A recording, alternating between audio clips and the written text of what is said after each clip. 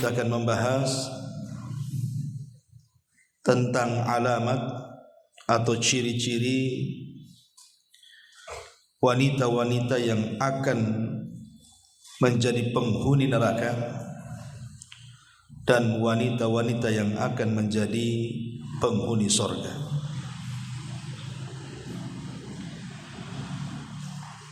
Tentu pembahasan ini sangat penting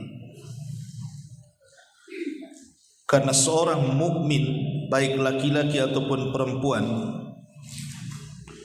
selama hidup di dunia dia tidak akan kenyang untuk beramal saleh sampai kedua kakinya menginjakkan di surga.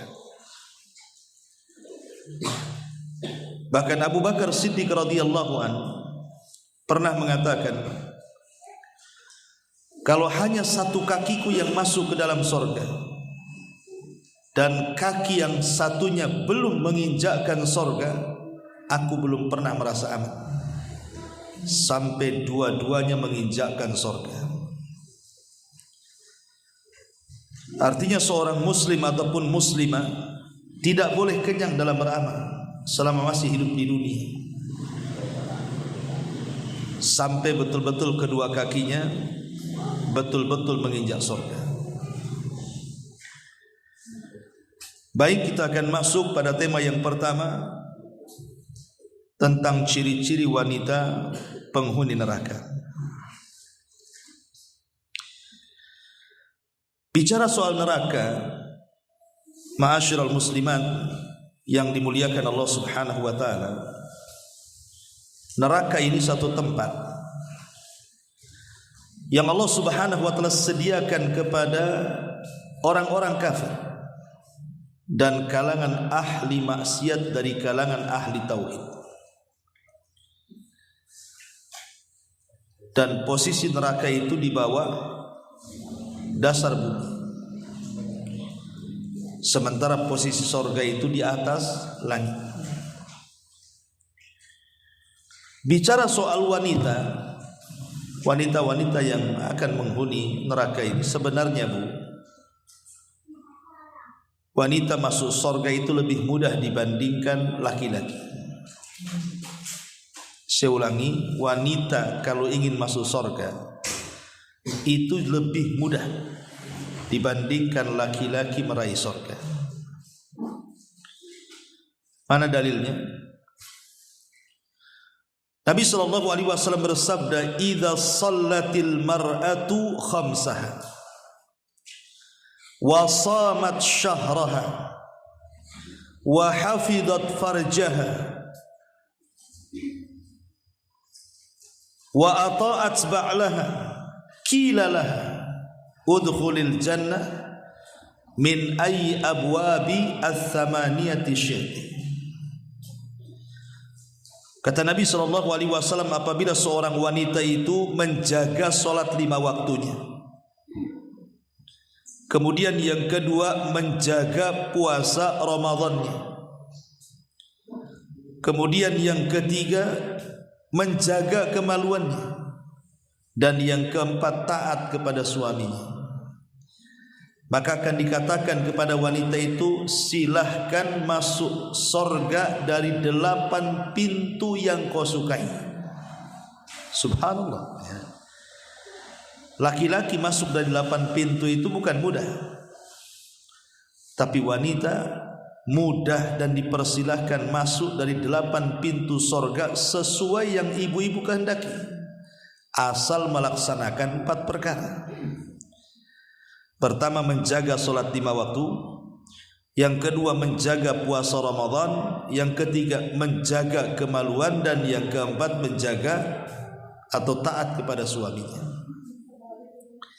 Pertanyaan pun muncul, lah yang menjaga solat kan bukan hanya perempuan, laki-laki pun harus menjaga lah. Masa perempuan saja yang menjaga solat?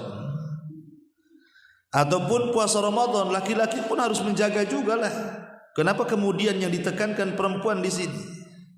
Jawabannya, karena laki-laki itu tidak mengeluarkan darah haid. Laki-laki kalau mengeluarkan darah haid itu namanya LGBT. Lah karena wanita itu mengeluarkan darah haid, sehingga sewaktu-waktu dia akan keluar.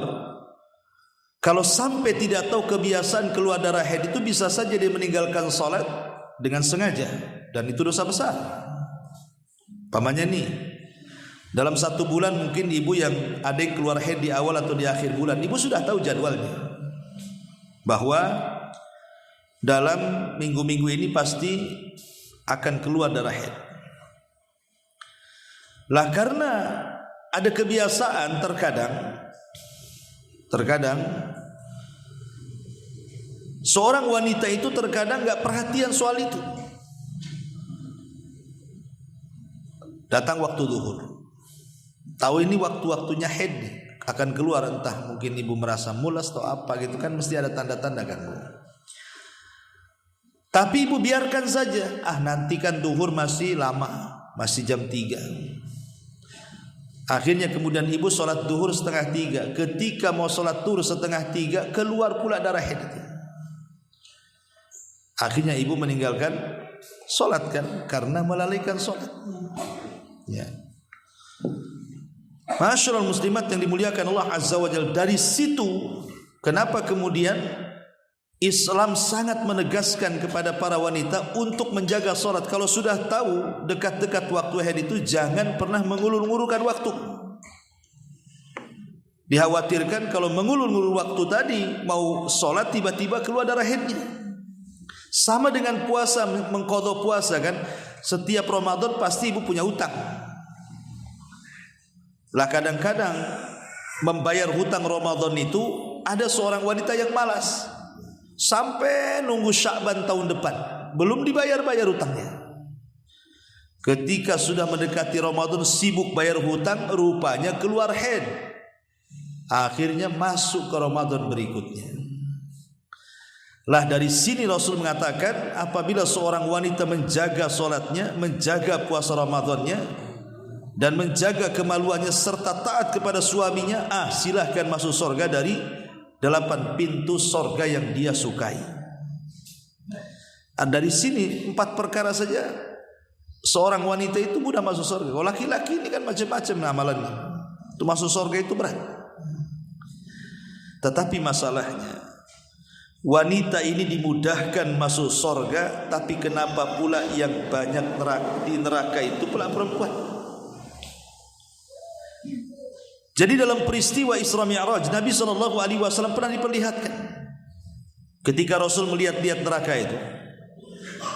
Rupanya kata Nabi SAW, ittala'tun nara, aku diperlihatkan neraka. Fa'idha aktsaru ahlihan nisa, ternyata kebanyakan penghuninya mak-mak pula lah itu, ibu-ibu di neraka itu paling banyak. Kenapa coba? Inilah yang kita akan bahas. Kenapa sampai wanita itu lebih banyak di neraka dibandingkan sorga? Sebenarnya di sorga banyak juga perempuan. Cuman kalau di sorga itu kan bidadari yang banyak, memang penghuni sorga. Tapi kalau di neraka itu memang wanita-wanita dunia yang masuk neraka. Baik, kita mulai. Yang pertama, hadis Nabi SAW. Kata Nabi SAW, arba'un min ummati, atau arba'un fi ummati, min amril jahiliyati la yatrukuhun, al-fakhru fil ahsab, wa ta'nu fil ansab, wal istisqa'u bin nujum, wan niyahatu 'alal mayyit. Qala an-naihatu idza lam tatub qabla mautiha tuqamu yaumal qiyamati wa 'alaiha sirbalun min qatiran wa dhira'un min jarabin. Kata Nabi SAW, ada 4 perkara terdapat pada umatku, semua adat istiadat jahiliyah. Apa itu? Satu, membangga-banggakan kebesaran leluhur. Kedua, mencela keturunan. Ketiga, mengaitkan turunnya hujan kepada bintang tertentu. Dan yang keempat, meratapi mayat. Ini yang keempat. Ciri-ciri wanita penghuni neraka itu adalah wanita yang suka meratap. Kenapa kemudian dikhususkan kepada wanita coba? Karena laki-laki itu ada yang meratap, tetapi jarang. Karena laki-laki itu lebih tabah dibandingkan wanita kalau terkena musibah. Tapi umumnya yang meratap itu ya ibu-ibu, siapa lagi? Bahkan saya pernah melihat, Bu, ada orang yang meratap itu luar biasa. Jadi ada bapaknya kalau tidak salah. Bapaknya itu sedang sakit parah. Lah kebetulan koma. Entah kenapa siapa yang memulai, tiba-tiba kemudian satu keluarga nangis. Padahal bapaknya masih koma, masih belum mati bapaknya tuh. Tiba-tiba kemudian salah satu anaknya yang perempuan itu guling-guling itu, guling kiri, guling kanan sampai jabat-jabat rambut sampai ditenangkan sama warga. Akhirnya kemudian dimasukkan ke kamar, sudah pingsan. Rupanya bapaknya tak jadi mati, hanya koma saja, tak jadi mati bapaknya. Tapi dia sudah guling-guling kayak dia yang mau mati, yang meratap itu. Kan aneh gitu ya. Makanya kenapa dahulu di zaman Nabi SAW ada seorang wanita namanya Ummu Salamah. Ummu Salamah radhiyallahu anha menikah dengan seorang laki-laki namanya Abu Talha. Lah Abu Talha itu punya anak laki-laki namanya Abu Umair. Abu Talha itu punya anak laki-laki namanya Abu Umair. Lah satu hari Abu Umair ini sakit. Abu Talha suaminya sedang safar. Akhirnya Allah takdirkan meninggal pula lah Abu Umair. Keluarganya menangis. Akhirnya kemudian Ummu Salamah mengatakan kepada keluarganya yang menangis, jangan ada yang menangis di rumah ini, keluar semuanya. Siapapun yang meratap di rumah ini keluar dari sini, dan awas jangan sampai memberitahu suamiku tentang kematian putranya, biar aku yang memberitahu katanya. Lihat bagaimana ketabahan Ummu Salamah. Dilarang siapa yang menangis di rumah ini keluar. Akhirnya tidak ada yang berani nangis. Setelah kemudian Abu Talha datang, subhanallah ya, Ummu Salamah ini memberikan pelajaran bagaimana ketabahan seorang istri kepada suami. Jadi dimandikannya anaknya, dikafankannya anaknya, kemudian dibaringkan di tempat tidurnya seolah-olah dia tidur nyenyak padahal dia sudah mati. Datanglah Abu Talha, namanya suami, Bu ya, kalau datang dari jauh kemudian pulang, pasti kalau punya anak yang ditanyakan anaknya dulu kan, bukan ibunya dulu. Ibunya nomor 2 biasanya, pasti anaknya dulu. Kata Ummu Salamah, jangan bang, dia sedang tidur padahal sudah mati. Akhirnya kemudian dibilang sedang tidur, jangan diganggu. Disilah kesempatan Ummu Salamah untuk melayani suaminya, padahal dia dalam kondisi tingkat sedih. Bagaimana anaknya meninggal, tapi ketabahannya luar biasa Ummu Salamah. Dia masak dengan masakan terlezat untuk suaminya yang baru datang dari safar. Dia berdandan dengan dandan yang cantik untuk suaminya yang baru datang dari safar. Dia pun melayani. Layaknya suami istri berhubungan di malam itu, seolah-olah dia tidak ada musibah. Bisa nggak buka Ummu Salamah? Kalau ibu nggak yakin saya, anaknya meninggal dan nangis, datang suaminya makin nangis lagi. Kan itu ya. Ini tak ada tangisan-tangisan kayak gitu. Setelah kemudian tengok suaminya lelah letih tertidur sepertiga malam lah, baru dibangunkan sama Ummu Salamah. Baru cerita, bang begini, bisa nggak adik cerita? Kata Abu Talha, ya silahkan cerita. Begini bang, bagaimana kalau seandainya ada tetangga menitipkan barang, tiba-tiba setelah barang itu dititipkan, tetangga ini datang dan mengatakan, mana barang saya? Apakah kita yang dititipi barang ini menahan barang itu ataukah memberikan kembali kepada pemiliknya? Kata Abu Thalha, ya jelas dikembalikan karena itu bukan barang kita. Kemudian kata Ummu Salamah, bang, kalau anak kita titipan bukan? Ya jelas titipan Allah. Kalau yang nitip ngambil redo enggak bang? Lihat bahasanya. Ya bingung mau bilang redo gimana, mau bilang marah gimana kan itu. Mau marah juga istrinya sudah bagus, sudah baik, sudah sabar, mengajari ketabahan gitu ya. Akhirnya dia pun hanya bisa marah dipendam.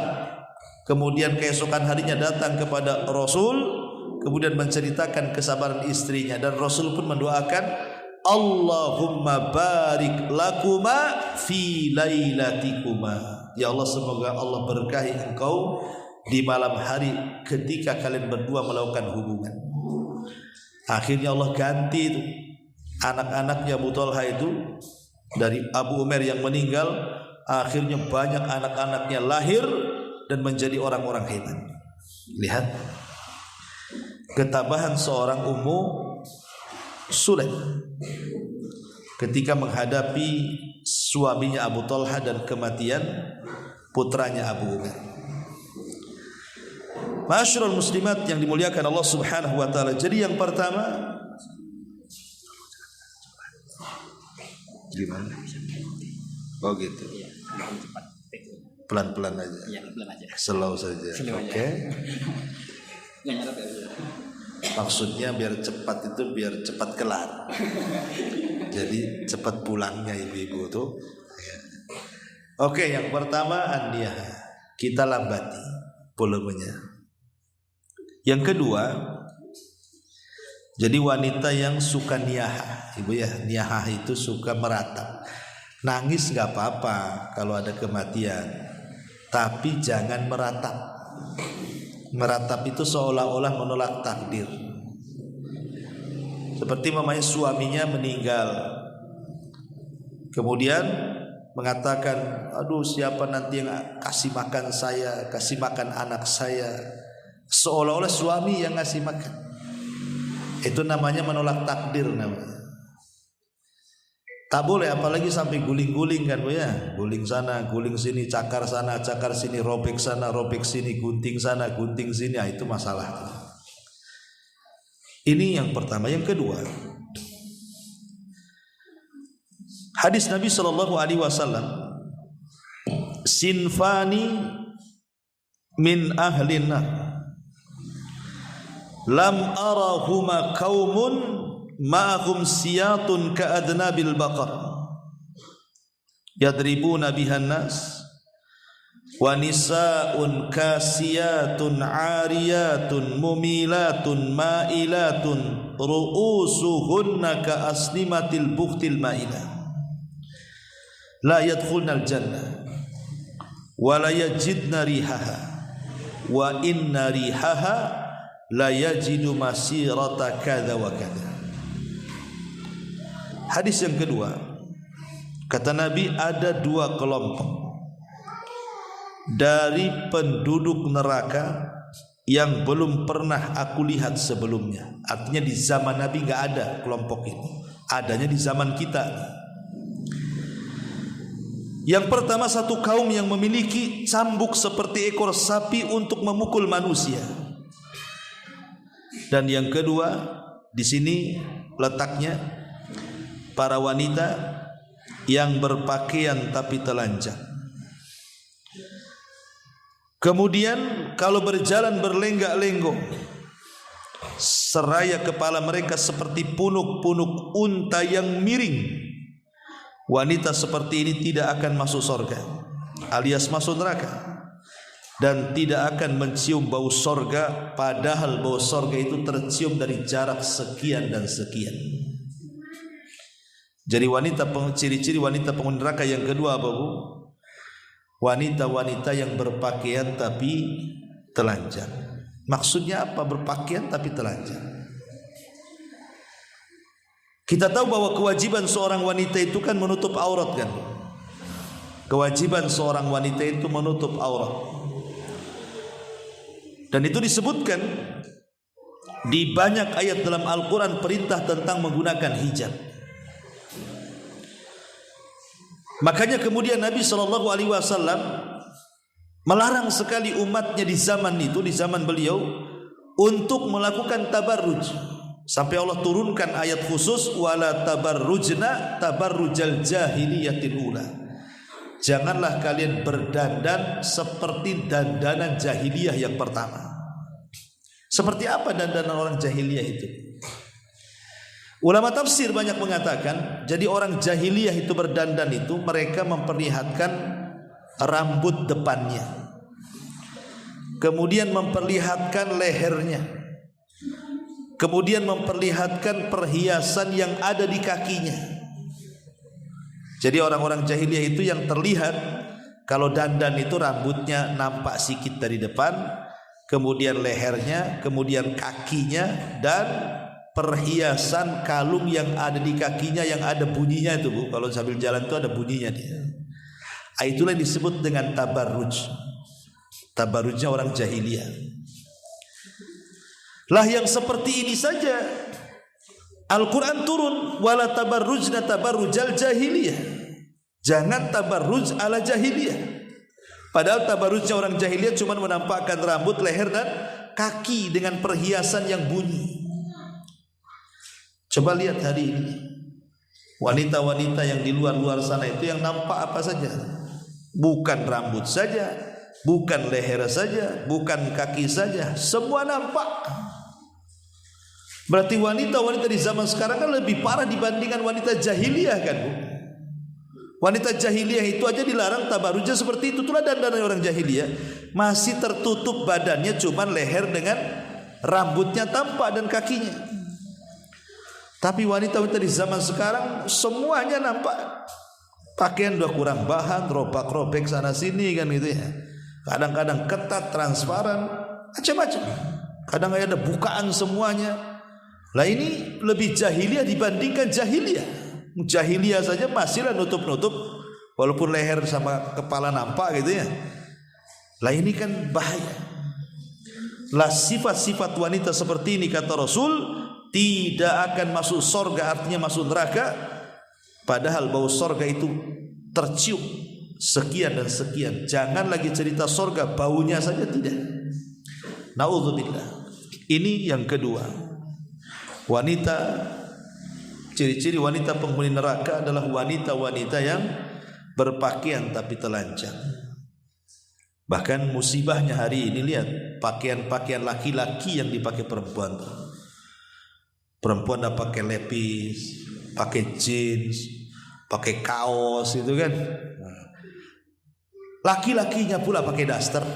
Ini kan repot. Terbalik sekarang ini ya. Jadi yang seperti ini sudah banyak. Makanya Bu, kalau punya anak perempuan jaga. Coba dari mulai umur setahun 2 tahun itu sudah didoktrin kalau bisa ya, dikasih pakaian yang syar'i, dijilbabi, perlu dijilbabi lah, supaya anak itu sudah besar tahu oh itu pakaian dia dan itu bukan pakaian dia. Didoktrin seperti itu. Ini yang kedua. Kemudian yang ketiga, hadis yang ketiga, An Abdullah bin Amrin qala Rasulullah sallallahu alaihi wasallam la yanzurullah ila imra'atin la tashkuru li zawjiha wa hiya la tastaghni anhu. Dari Abdullah ibn Amr radhiyallahu anhu dia berkata, Rasul sallallahu alaihi wasallam bersabda, Allah tidak akan melihat seorang istri yang tidak pandai berterima kasih kepada suaminya, padahal ia selalu butuh kepada suaminya. Dan ini salah satu sifat yang buruk seorang wanita. Pasti ini ada, semua orang punya ini. Jadi ibu-ibu yang di sini itu semua punya ini. sifat ini, namanya kusurul fitri, kurangnya fitrah, mengikuti perasaan, tidak bersyukur kepada suami. Ini sifat ini ada pada semua wanita. Cuman ada yang ya parah gitu ya, ada yang ringan. Dan bagi laki-laki kita, bagi bapak-bapak para suami memang diuji dengan ini yang satu. Jadi bapak-bapak itu diuji dengan kusurul fitrah, dengan perasaan wanita, seolah-olah laki-laki ini tidak pernah berbuat baik padahal sudah banyak berbuat baik. Istrinya itu butuh sama suaminya tapi mengingkari kebaikan suaminya. Inilah yang kemudian, penyakit inilah yang kemudian paling banyak wanita masuk neraka. Penyakit yang satu ini, kusurul fitri, ini paling banyak memasukkan wanita ke dalam neraka. Tidak bersyukur dengan suami. Perhatikan hadisnya. Nabi SAW bersabda, uritun nara, aku diperlihatkan neraka. Fa idza aktsara ahliha nisa, rupanya kebanyakan penghuninya pula ibu-ibu. Kemudian sahabat bertanya, Rasul, apa mereka tidak sholat? Sholat. Apa mereka tidak puasa? Puasa. Apa mereka tidak sedekah? Sedekah. Apa mereka tidak haji? Rajin haji. Lalu kenapa mereka bisa masuk neraka? Itu pertanyaannya. Dan kebanyakan pula di neraka. Disinilah letak kelemahannya. Kata Nabi SAW, walakinnahunna yakfurnal ashir. Karena kebanyakan wanita itu kufur kepada suaminya. Apa maksudnya kufur kepada suami itu? Maksudnya kalau seandainya suami itu berbuat kebaikan seumur hidup untuk istrinya, tiba-tiba suami ini melakukan satu kesalahan, maka seorang wanita akan mengatakan kepada suaminya, engkau belum pernah berbuat baik sedikit pun kepadaku. Ini kan bahaya. Ini kan bahasa hadis ya. Kalau bahasa ibu kan beda ya, sama aja sebenarnya. Kok ini gak perhatian, itu kan kurang lebih saja. Kok ini kurang sayang, kok ini cinta gak sih sama saya? Itu bahasa-bahasanya. Padahal laki-laki itu cinta kepada seorang wanita itu tidak seperti yang ibu bayangkan. Terkadang mereka diam, tapi mereka sayang. Buktinya kasih rumah, kasih uang, kasih anak, kasih ini, dibilang kak sayang pula. Coba bayangkan, anak 12 dibilang tak sayang. Udah 12 itu gimana caranya tak sayang tuh? Udah solusin gitu. Itulah kadang-kadang dulu ada cerita bu, di zaman Nabi SAW ada seorang sahabat. Sahabat ini orang soleh, namanya Hasan ibn Thabit. Thabit ibn Qais al-Mushammas. Thabit ibn Qais al-Mushammas. Thabit ibn Qais al-Mushammas ini bu, dia adalah juru bicara Nabi, jubir presiden kalau zaman sekarang. Jadi kalau Nabi itu kan punya juru bicara, namanya Thabit ibn Qais al-Mushammas. Jadi kalau ada kabilah-kabilah datang dari jauh, dialah yang menghadapi, juru bicaranya. Orangnya hitam, orangnya pendek, rambutnya keriting, tak ada tampan-tampan belas, tidak ada. Memang ya gak tertarik lah. Tetapi dia orang soleh karena orang kepercayaan Nabi. Dia punya istri bu, cantik sekali, dan wanita tercantik dari wanita-wanita Ansar. Memang begitu bu ya. Kalau suaminya jelek, biasanya istrinya cantik. Kalau suaminya tampan, istrinya pula jelek. Ketukar-tukar gitu. Nah ini Thabit ini Ibn Qais al-Mushammas ini, ya tampangnya hitam, tahulah kan itu, pendek, tak ada ganteng-gantengnya. Istrinya pula cantik, bahkan wanita tercantik dari wanita-wanita Ansor. Jadi kalau suaminya jalan dengan kawan-kawannya jelek sendiri, Jadi istrinya nengok suaminya itu kalau lagi kawan berdua bertiga dengan kawannya, kok suami saya jelek sendiri, hitam sendiri, pendek sendiri, keriting sendiri. Jadi akhirnya hilang cintanya, Bu. Hilang cintanya. Nengok kawan-kawannya kok ganteng sendiri gitu. Kalau suami saya kok lain sendiri gitu. Lama-lama hilang cintanya. Datang dia kepada Nabi. Dia mengatakan, Rasul, aku tidak mencela suamiku Thabit dari segi agamanya. Dia orang soleh, dia orang baik.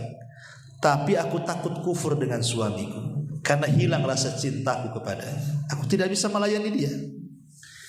Artinya kalau orang sudah gak cinta itu kan separuh-separuh pelayanannya kan, Bu. Masak aja diasin-asinkan, namanya udah gak cinta. Ya, kadang-kadang dibasi-basikan, makanlah katanya.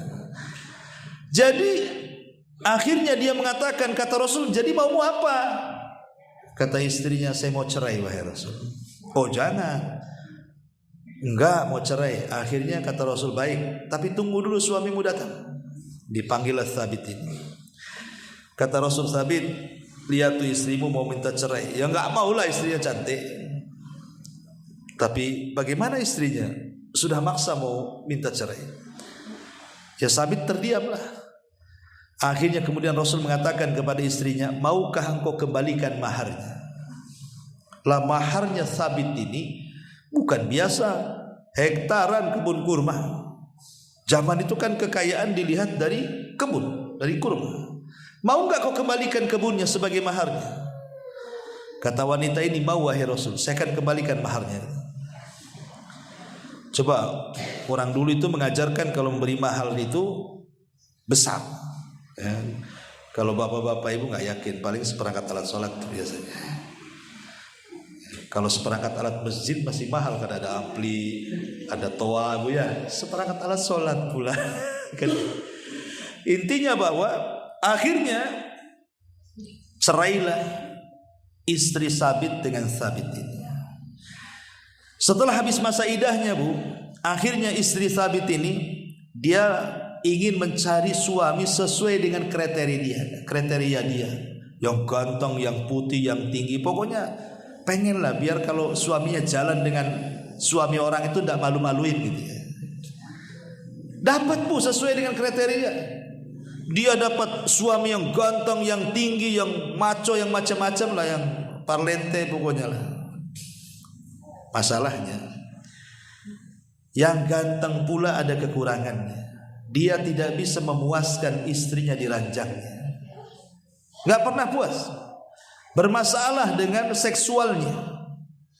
Mungkin bahasa kitanya impoten atau apa gitu ya. Pokoknya gak puas lah suami istrinya. Si Thabit pula yang dibilang jelek itu, dia pula yang suka muasi. Terpikir dia, kenapa aku cerai dengan Thabit katanya. Kenapa aku cerai dengan Thabit? Akhirnya dia buat ulah, pengen menceraikan lagi suami yang barunya, karena nggak puas kan, ingin balik pada suami yang pertama Thabit. Tapi nasi sudah jadi bubur. Ketika dia minta cerai dengan suami yang kedua diceraikan, ketika hendak balik ke Thabit, Thabit sudah tak mau. Terkadang apa yang dianggap baik buruk di hadapan Allah. Apa yang dianggap buruk baik pula di hadapan Allah. Inilah gambaran wanita-wanita yang kadang-kadang tidak sabar, mudah kufur pada suami. Ya, dia tidak pernah melihat suaminya apa adanya. Rupanya sebenarnya suaminya itu punya kelebihan yang kadang-kadang ibu tak tahu tuh sebenarnya kelebihannya. Hanya bisa membandingkan dari jauh. Sebenarnya suami ibu lebih hebat dibandingkan yang lainnya. Ini contoh saja sejarah kan itu ya. Makanya ini yang ketiga di antara wanita-wanita penghuni neraka itu adalah wanita yang tidak bersyukur kepada suami alias kufur. Ini yang ketiga. Yang keempat, hadis dari Abi Hurairah radhiyallahu anhu. Qala Rasulullah sallallahu alaihi wasallam, "Idza da'a ar-rajul imra'atahu ila firashihi fabatat ghadban 'alaiha la'anatha al-malaikatu hatta tusbiha." Dari Abu Hurairah radhiyallahu an, kata Nabi SAW bersabda, jika seorang wanita seorang suami memanggil wanitanya, memanggil istrinya ke tempat tidurnya. Maksudnya suaminya ingin melakukan hubungan suami istri. Namun sang istri enggan, tak mau datang, atau malas melayani, atau ogah-ogahan, atau banyak alasan, atau banyak ngelesnya. Entah karena capek lah, karena ini, pokoknya banyak kali ngelesnya. Akhirnya suaminya hilang hasratnya, yang ada dongkol marah, tidur dalam posisi marah karena tak dapat jatah. Maka wanita itu, kata Rasul, akan dilaknat sampai waktu subuh. Ustaz, tak adil. Kalau suami minta kita tolak, aku pula dilaknat. Aku minta suami tak mau pula, suami dilaknat enggak, Bu? Tidak, karena biasanya suami jarang nolak. Ini tanya bapak-bapak di depan. Nggak ada suami nolak-nolak tuh. Yang suka nolak-nolak kan istri. Makanya hadis ini dikhususkan kepada para wanita. Mungkin 1001 lah kalau laki-laki nolak tuh. Mungkin karena sudah tidak cinta, atau karena ada orang nomor 2, nomor 3, nomor 4, nomor 5 mungkin di luar itu jadi dingin ya kan. Tapi kalau belum ada nomor-nomor di luar itu masih panas itu, Bu. Ya. Artinya bahwa di sini Nabi SAW mengingatkan soal ketaatan di sini. Bukan hanya bicara soal ranjang saja, tidak. Maksudnya hadis ini bicara soal ketaatan. Karena muara pokok dari seluruh hak seorang istri kepada suami itu ada pada taat. Setelah dia taat kepada Allah, baru taat kepada suaminya. Ini saya jadi kencang lagi nih ngomongnya. Bisa saya dilambat-lambatin ini. Ya. Gimana nih mau lambat-lambatin ngomong nih? Oke, jadi ini yang keempatnya. Yang kelima. Jadi yang keempat ini istri yang tidak pernah taat pada suami. Yang nomor 5, hadis Nabi SAW dari Abu Hurairah radhiyallahu anhu. Hadis ini terdapat dalam kitabnya Imam Bukhari, tapi bukan dalam sahihnya. Dicantumkan dalam kitabnya Adabil Mufrad. Jadi Abu Hurairah radhiyallahu anhu bercerita tentang seorang laki-laki datang kepada Rasul dan mengatakan, "Ya Rasulullah, inna fulanatan taqumul laila wa tasumun nahar wa tasaddaqat bi fuduli amwaliha wa taf'al wa taf'al."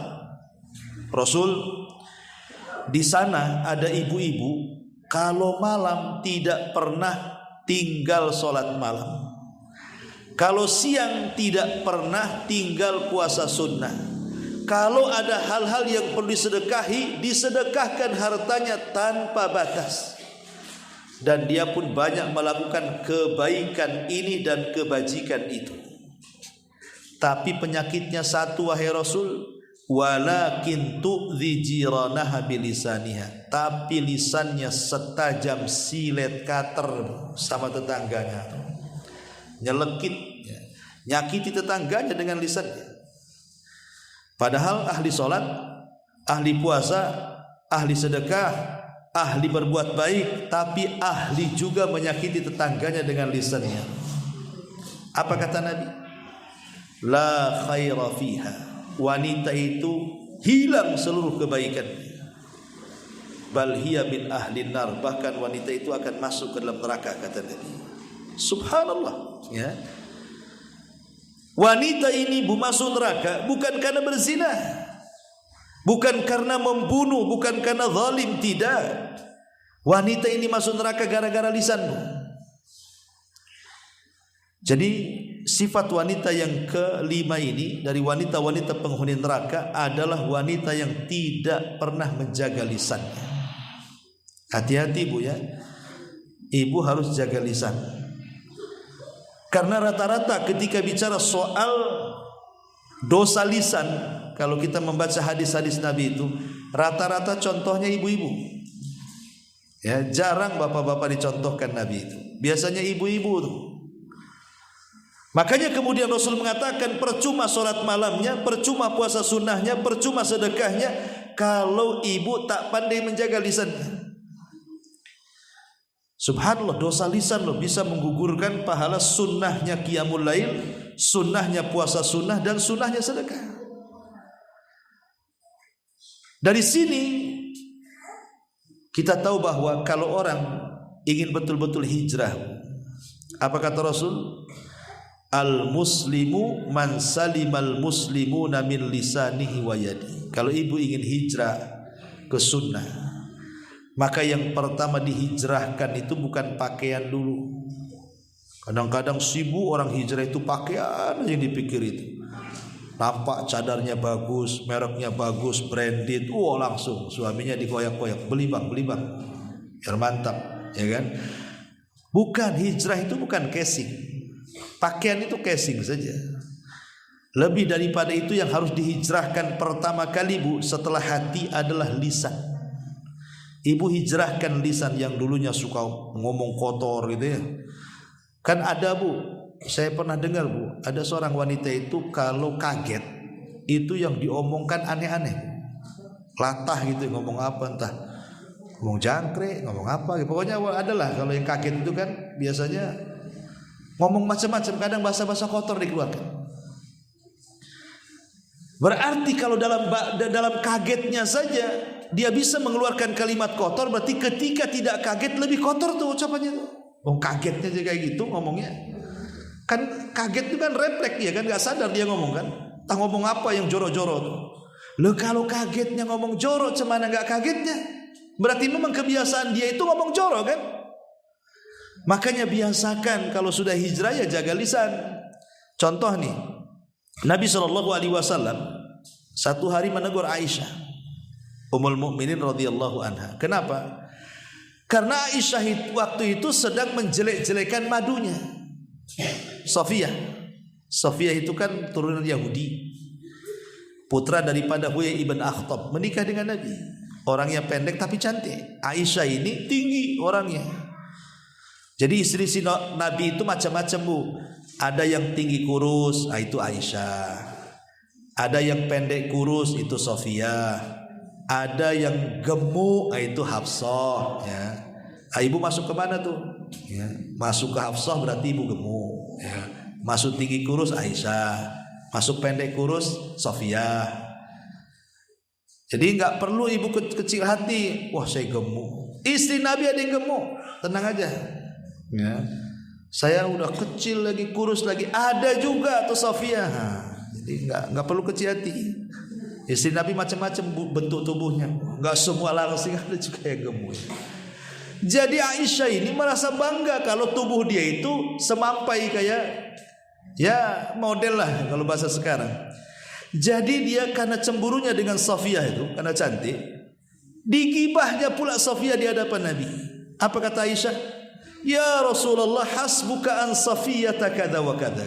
Cukuplah Sofiyah ini begini dan begitu. Aisyah tidak ngomong aku tinggi dia pendek, nggak ngomong, cuman pakai isyarat, seolah-olah kalau ngomong seperti itu cuman pakai isyarat tangan saja. Aku tinggi loh, Sofiyah itu pendek, hanya ngomong begitu. Tapi Rasul marah kepada Aisyah dan mengatakan, ya Aisyah, laqad qulti kalimatan law mujizat bihal bahru lamajazathu. Aisyah, diam kamu. Engkau sudah mengucapkan satu kalimat yang kau diletakkan di air lautan, satu dunia air lautan tercemari dengan kalimatmu, katanya. Subhanallah. Padahal sampah satu Jawa Tengah ini kalau dilempar ke air lautan, tidak mungkin satu dunia air lautan tercemar kan. Tapi satu kalimat gibah bisa mengotori semua air lautan, saking bahayanya. Padahal gibahnya Aisyah kepada Sofiyah bukan dengan kata-kata, dengan isyarat tangan, bahwa dia pendek, si Sofiyah itu aku tinggi, cuman pakai tangan saja, itu sudah dianggap gibah tuh. Makanya Allah mengatakan, wailun likulli humazatin lumazah. Karena gibah itu tidak mesti humazah, terkadang lumazah. Lumazah itu artinya mengisyaratkan atau meniru-niru jalan orang, meniru-niru gerakan orang. Umpamanya ada orang pincang di depan kita, ditirunya kita pula pincang-pincang. Itu ghibah juga, niru orang. Ya. Gerakan-gerakan orang kita tiru dan itu merupakan konotasinya buruk, itu ghibah. Jadi ghibah itu tidak mesti kata-kata, walaupun asalnya kata-kata kan begitu. Tapi yang jelas bahwa penyakit lisan ini bahaya. Kadang-kadang seseorang itu karena tidak tahan, ya kan Bu, kadang-kadang mengucapkan kalimat-kalimat yang tidak-tidak, terutama sama anak-anak. Saya kasih nasihat Bu dalam ilmu parenting, pendidikan anak. Jangan sampai orang tua itu mengucapkan kalimat kotor ataukah doa buruk kepada anaknya. Ada seorang syekh bercerita Bu, seorang syekh ini bercerita. Jadi ada seorang ibu punya anak. Ini kejadiannya di Saudi sana, ya di Riyadh lah. Jadi ada anak remaja nakal senakal-nakalnya, kan anak-anak remaja ini, anak tanggung-tanggung ini kadang-kadang nakalnya luar biasa, kadang jengkelin kita orang tua kan. Jadi saking satu hari itu anaknya nakal senakal-nakalnya, entah dia berantem entah apa gitu, pokoknya buat malu orang tua. Sampai ibunya mengatakan apa? Nah, kalau kau tahu nakal seperti ini, mudah-mudahan ada peluru bersarang di kepalamu, katanya. Bahasanya. Kalau kau tidak berhenti dari kenakalanmu, semoga ada peluru bersarang di kepalamu. Itu ngomong itu satu kali ngomongnya. Rupanya diaminkan malaikat tuh ngomong tuh. Jadi setelah anak ini tumbuh dewasa, sudah mungkin berpuluh-puluh tahun anak ini tumbuh dewasa dan sudah kuliah. Mungkin ibu ini sudah lupa juga dengan kata-katanya karena sudah dari kecil dia kan. Jadi setelah lulus kuliah, anaknya ini mendaftar sebagai anggota militer. Kita masuk ABRI, mungkin biasa di TNI Polri lah negara kita ini. Jadi ketika ada penataran, ya satu barak dengan kawan-kawannya, di situ ada pistol, disangka tidak ada pelurunya, dibuat main-main. Sama kawannya diletakkan di kepala, disangka tidak ada pelurunya, ya hanya main-main saja. Rupanya ada serongsong peluru satu di dalamnya itu. Pas dipencet keluar meledak kepalanya. Wah, ibunya menangis karena sudah mendidik dia dari kecil sampai besar, sampai masuk ke angkatan. Rupanya ibunya baru sadar karena dia pernah dulu mengatakan pada anaknya semasa kecil waktu nakal apa? Semoga ada serongsong peluru di kepalamu. Rupanya diijabah doanya setelah puluhan tahun anaknya besar. Akhirnya Allah ijabah. Maka Bu, jangan mengucapkan kalimat buruk sama anak-anak. Jangan-jangan doa ia tidak langsung dikabulkan hari ini. Boleh jadi dikabulkan setelah ibu meninggal. Kita tidak tahu. Ya. Makanya kalau ibu baca biografinya Imam Sudes. Imam Sudes kan Imam Masjidil Haram tuh, ya. Itu Sudes ini waktu kecil-kecilnya Bu, saya baca biografi di bukunya tuh. Itu ibunya kalau murka sama Sudes kecil itu, dia tidak pernah mengeluarkan kata-kata kotor kecuali ya Sudes, daripada kau nakal kau pergi ke haram sana. Semoga Allah jadikan kau imam di situ, katanya. Itu waktu kecil-kecilnya ibunya selalu ngomong begitu. Kalau nakal ngomong gitu lagi, kalau nakal ngomong gitu lagi. Akhirnya setelah berpuluh-puluh tahun, Sudes pun sudah menjadi ustaz, sudah menjadi ulama besar, diangkat jadi imam di Masjidil Haram. Itu namanya tafaul Bu. Jadi kalau anak ibu itu nakal sana, sana pergi ke Masjid Sabilun Najah sana. Ya, supaya jadi imam di situ, jadi takmir di situ. Bisa saja gantiin takmir di sini nanti. Kalau sudah besar kan jadi imam di sini kan dia tahu kan itu kan kebaikan Bu. Jadi jangan ngomong macam-macam. Kadang-kadang mati aja kau. Kalau kau tahu nakal sudah ku cekek kau dari bayi. Kadang ada tuh ibu-ibu yang saking jengkelnya sama anak ngomong begitu tuh. Tidak boleh Bu. Ya, jadi wanita-wanita yang tidak pernah menjaga lisannya ini bahaya. Jangan sampai menjadi ahli ghibah, ahli namimah, ahli caci, ahli maki. Karena salah satu dari 5 orang yang tidak akan dapat syafaat pada hari kiamat adalah wanita-wanita tukang laknat, kata Rasul. Wanita-wanita tukang laknat tidak akan dapat syafaat Nabi. Siapa wanita tukang? Yaitu kalau ngomong yang keluar binatang, yang keluar kalimat-kalimat kasar, tukang laknat. Naudzubillah. Nah, ini yang kelima. Kemudian yang keenam, hadis Nabi SAW. Kata Nabi sallallahu alaihi wasallam, ayyuma imra'atin sa'alat zawjuha, ayyuma imra'atin sa'alat zawjaha talaqan fi ghairi ma ba'sin fa haramun 'alaiha raihatul jannah. Wanita mana saja yang meminta cerai tanpa ada alasan yang jelas, maka haram baginya mencium bau surga. Kalau ada seorang istri, entah masalahnya apa tidak jelas, tahu-tahu minta cerai, haram, bahkan surga diharamkan kepadanya. Karena hak cerai itu hanya dimiliki laki-laki. Wanita itu tidak punya hak cerai. Kalau gugat cerai ya namanya khulu. Tapi kalau tolak, itu yang punya peran adalah laki-laki. Gak bisa seorang istri mengatakan aku ceraikan kau bang, gak akan, tetap aja suaminya. Tapi kalau suami mengatakan ku ceraikan kau dek, cerai. Sungguh-sungguh cerai. Main-main cerai. Niru sinetron pun cerai. Umpamanya ada nengok perceraian di TV, ditirukan pula sama suaminya, saya ceraikan kamu. Kenapa kau ceraikan? Tuh niru di TV, jatuh cerai. Karena namanya cerai itu tidak bisa main-main. Sungguh-sungguhnya sungguh-sungguh, main-mainnya sungguh-sungguh, itulah cerai. Hati-hati ya. Jangan sampai asal-asalan. Lah seorang wanita itu tidak boleh meminta cerai karena bukan hak dia. Makanya di sini kenapa kok hak cerai diserahkan kepada laki-laki dan tidak diserahkan kepada perempuan? Coba kenapa? Karena biasanya laki-laki itu, maaf ibu ya, maaf sekali lagi, laki-laki itu dia lebih berakal, akalnya sempurna dan agamanya sempurna. Itu yang melatar belakangi kenapa cerai itu di tangan suami. Karena dua perkara. Suami itu akalnya sempurna dan agamanya sempurna. Lain dengan perempuan, akalnya kurang, agamanya kurang. Kenapa akalnya kurang dan agamanya kurang? Kalau waktu haid dia tidak sholat, kurang agamanya kan? Kalau waktu haid dia tidak puasa, kurang agamanya. Kalau dia haid malas berzikir, kurang agamanya.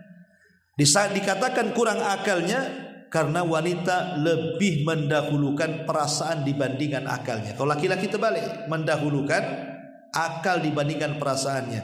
Makanya contoh mudah saja, kalau ibu dengan suami ke pasar, cepat mana belanjanya? Suami nggak tawar-tawar, ambil, balik. Kalau istri ditengok dulu, ditawar dulu, beda 1.500 tak jadi beli. Dimakinya pedagang, mahal kali mau, itu kan. Akhirnya apa? Keliling, nggak ada di situ juga, dibeli lagi juga di situ akhirnya. Kadang-kadang itu karena perasaan kan. Kalau suami tidak. Makanya suami itu kalau ngantar ibu ke pasar paling sampai parkir biasanya. Udah masuk aja gitu ya. Aku tunggu di sini aja, malas katanya. Karena kadang-kadang yang dibeli itu yang tidak dicatat, kebeli yang dicatat pula tak kebeli. Jadi beli bawa pulang pula bawa pakaian kadang-kadang. Jadi ada orang-orang yang itulah makanya karena ikut perasaan. Saya contohkan ya. Memang wanita-wanita sih kalau yang berakal ya banyak berakal juga. Tapi kebanyakan tidak berakal, ikut perasaannya. Dulu di zaman Nabi ada seorang wanita bu, namanya siapa ya? Lupa saya. Ntar dulu saya ingat dulu namanya. Ummu Hakim. Ya.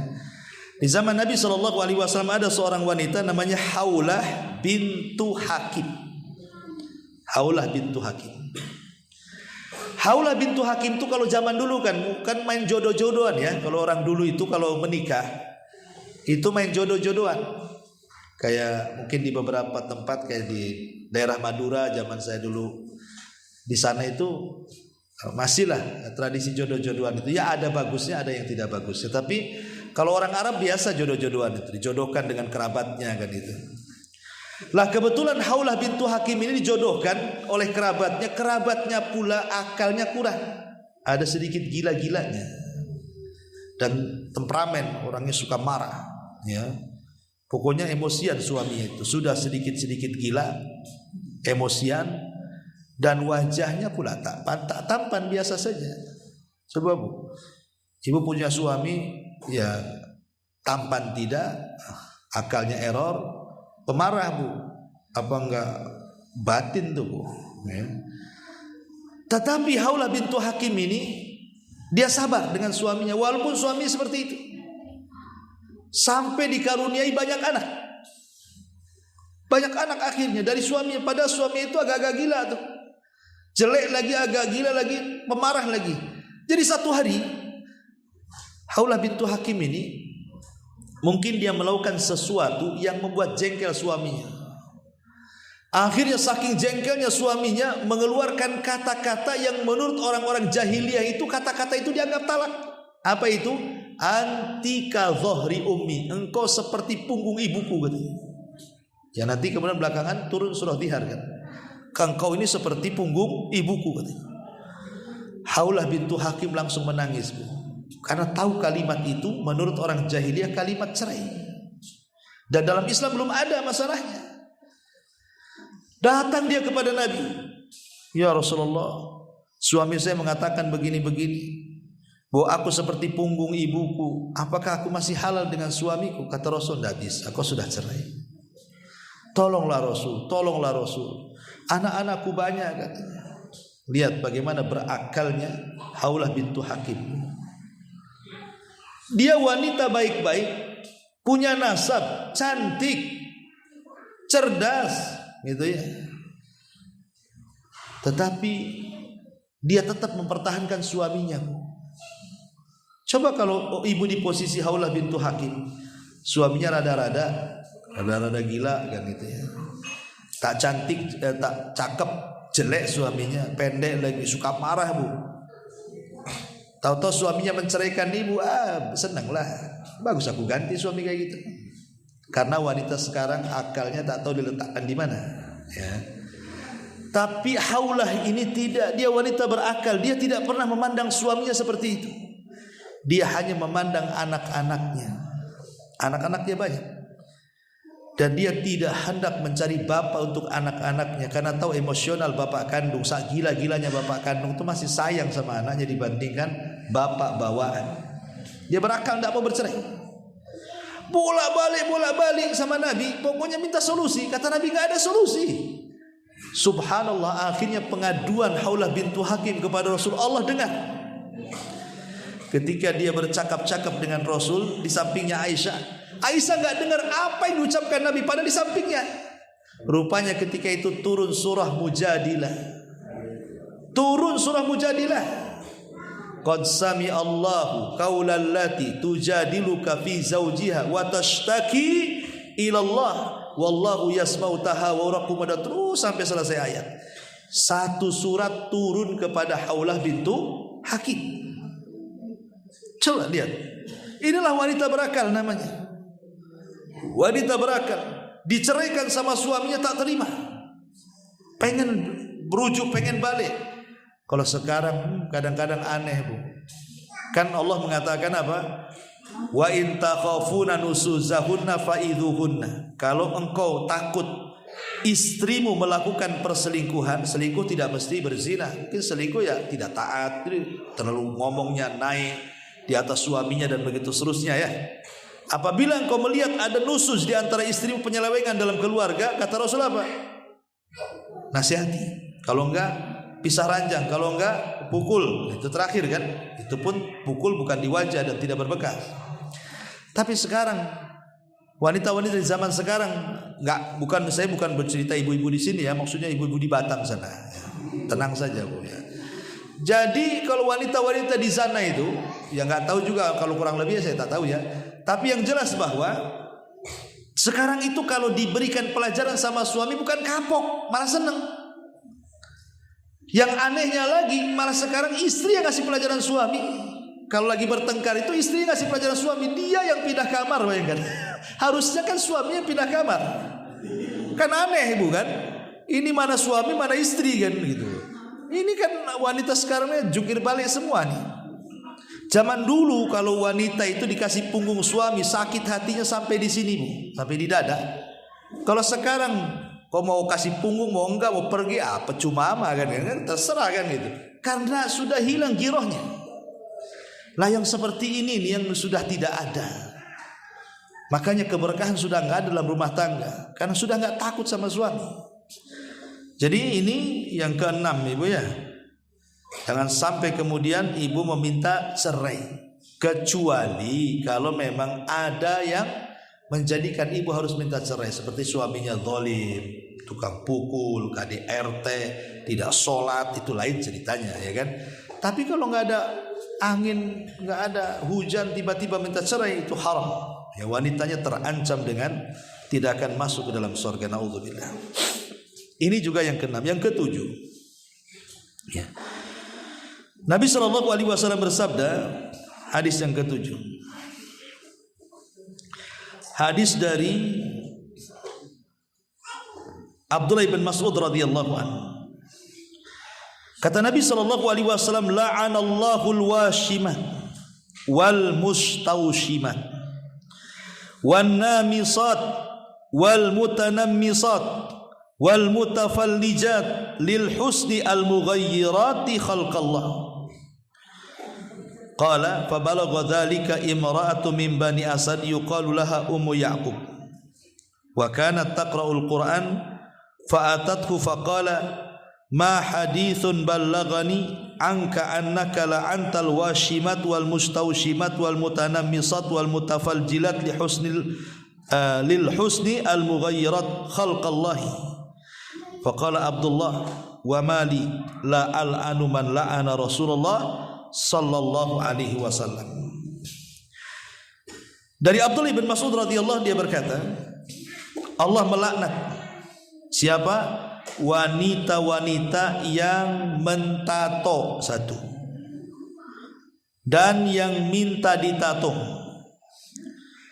Yang kedua, Allah melaknat wanita-wanita yang mencukur bulu halis dan minta dicukurkan bulu halis. Kemudian juga yang ketiga, Allah melaknat wanita-wanita yang merenggangkan gigi-giginya supaya terlihat cantik. Juga Allah melaknat wanita-wanita yang merubah ciptaan-ciptaan Allah. Ya. Kemudian hal ini sampai kepada seorang wanita namanya Ummu Ya'qub dari Bani Asad. Dia biasa membaca Al-Quran. Dia pun mendatangi Ibnu Mas'ud dan mengatakan, ada hadis yang telah sampai kepadaku darimu, bahwasanya engkau melaknat perempuan yang mentato, yang minta ditato, wanita yang meminta dihilangkan bulu wajahnya, atau yang meregangkan giginya, atau yang merubah ciptaan Allah. Maka Abdullah bin Mas'ud mengatakan, bagaimana aku tidak melaknat orang-orang yang Rasul laknat? Jadi laknat ini bukan dari aku, kata Abdullah bin Mas'ud, Rasul yang mengatakan seperti itu. Inilah wanita-wanita penghuni neraka. Disebutkan di sini 4 sifat ya. Pertama, wanita yang ditato. Lihat sekarang ini wanita-wanita ditato luar biasa. Kadang tatonya aneh-aneh. Kadang diletakkan di tempat-tempat naudzubillah yang tidak boleh diletakkan di situ. Untuk apa coba? Ada orang tato itu dari atas kepala sampai kaki, mata-matanya ditato. Sampai hitam itu, kayak kelereng itu matanya. Untuk apa coba? Apakah lebih baik tato itu? Tidak juga. Betapa banyak orang-orang yang menyesal setelah ditato kan, tidak bisa dihapus. Maka yang ditato dan yang mentato dua-duanya dilaknat, dan mereka akan masuk dalam neraka dan diancam dengan neraka, naudzubillah. Yang kedua, wanita-wanita yang mencukur bulu halis. Ya kan ada tuh wanita-wanita dicukur bulu halis diganti dengan spidol permanen, Bu. Kenapa nggak permanen? Takut hujan masalahnya. Kalau nggak permanen nanti luntur kan gitu. Nampak pula biji matanya, tak ada halisnya. Makanya kemudian ada orang-orang yang tidak pede dengan halis kan. Itulah untungnya ibu pakai jilbab, ada yang pakai cadar kan, nggak nampak punya alis nggak punya alis. Lebih tertutup kan, Bu. Lebih terjaga, lebih pede lagi. Cukup untuk suami ibu saja. Tapi lihat orang-orang luar itu. Mereka untuk kecantikan sampai dicabuti bulu alisnya. Ada yang dikikir habis kemudian diganti dengan warna. Lah ini dilaknat dalam Islam. Atau yang ketiga, Orang-orang yang merenggangkan atau merapatkan gigi, mungkin bahasa kitanya pakai bekel lah sampai sekarang. Sebenarnya hukum pakai bekel itu tidak ada masalah. Ya, selama maksudnya adalah mengembalikan kepada ciptaan Allah. Pamannya kan ada giginya renggang, terlalu renggang. Kalau makan itu beras pula keluar dari situ, ya kan? Jadi perlu diperbaiki. Gak apa-apa kalau untuk kesehatan, makanya dibekel. Tetapi kalau seandainya giginya sudah bagus, ngapain pula dibekel-bekel? Kadang pakai kaut bangunan pula dibekelnya. Jadi kan makin aneh gitu. Jadi boleh hukum bekel itu selama dalam rangka satu untuk kesehatan, yang kedua karena untuk mengembalikan gigi. Mungkin giginya maju ke depan, mundur ke belakang, pengen disamakan. Memang harus seperti itu kondisi gigi yang sebenarnya. Tapi kalau giginya sudah bagus, sudah cantik, sudah ngapain pula dibekel? Maka ini nggak boleh. Atau yang keempat, merubah-rubah ciptaan Allah. Sudah cantik masih juga ke Thailand, taruh silikon sana, taruh silikon sini kan itu. Akhirnya berat sebelah kepalanya.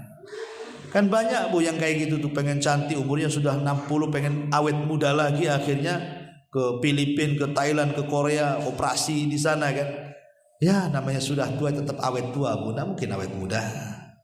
Ya tua ya tua, waktunya mati ya mati. Itulah yang Allah katakan jama'a mala wa addada yahsabu anna malahu akhlada. Orang itu kalau sudah ngumpul-ngumpulkan harta pasti ngitung tuh. Dan biasanya kalau sudah ngitung-ngitung harta, dia merasa bahwa harta yang akan mengekalkannya. Lihat orang kaya menurut pandangan orang miskin. Orang miskin mandang orang kaya bu, kok orang kaya itu awet muda ya. Dia pula yang ngaca, kok aku awet tua, padahal dia lebih tua dibandingkan aku loh. Usia dia 50 tahun, tapi mukanya kok seperti 20 tahun. Aku ini 20 tahun, kalau ngaca kok kayak 60 tahun. Ya beda, orang kaya itu mungkin dia suka ke salon bu, suka sauna. Ibu pula sauna depan kompor kan beda tuh bu. Sauna depan kompor dengan sauna betulan kan beda. Yang satu keluar putih, yang satu keluar gosong kan. Maksud saya begini, orang-orang kaya itu karena mereka punya uang sehingga bisa merawat dengan uangnya kan, bedak sana, skincare sana, macam-macam lah. Akhirnya terawat sehingga usia tua kayak muda. Lah orang-orang miskin mau merawat gimana caranya? Makanya usia-usia muda kelihatan tua kan. Dari sini akhirnya ketika orang miskin melihat orang kaya, seolah orang-orang kaya itu tidak akan mati. Kok awet muda seolah gak tua-tua gak akan mati. Makanya Allah mengatakan yahsabu anna malahu akhlada, seolah-olah kekayaan yang akan mengekalkannya. Karena ada orang yang bisa merubah wajah dari tua ke muda, padahal itu tidak bisa menjamin umurnya panjang kan. Dia bisa merubah wajah tapi tidak bisa merubah takdir kematian. Gak bisa merubah takdir kematian itu. Sehebat apapun orang itu merubah wajah sehingga kelihatan mudah, tetap kematian itu akan datang kepada dia. Boleh jadi ketika operasinya itu dia mati. Jadi ma'asyiral muslimat yang dimuliakan, tidak boleh merubah-rubah ciptaan Allah. Kenapa? Karena dari ujung rambut sampai kepala itu milik Allah bu. Kita saja motong jari saja tidak boleh haram. Padahal jari-jari sendiri. Bukan jari orang kita potong, jari sendiri kita potong satu ruas umpamanya, nggak boleh. Karena jari itu bukan milik kita, milik Allah. Kita tidak boleh memutus apa yang Allah miliki. Taib, ini juga yang keempat ya, yang keenam ya, tentang wanita-wanita penghuni neraka, naudzubillah. Kemudian juga yang selanjutnya, hadis dari Nabi SAW tentang wanita-wanita yang al-wasilat. Ini juga masuk wanita-wanita yang suka menyambung rambutnya. Sekarang kan banyak tuh pakai rambut palsu, pakai wig, pakai apa tuh bukan? Pakai warna pirang, warna hijau, warna apa? Rambut palsu. Ya bukan rambut asli. Itu tidak boleh.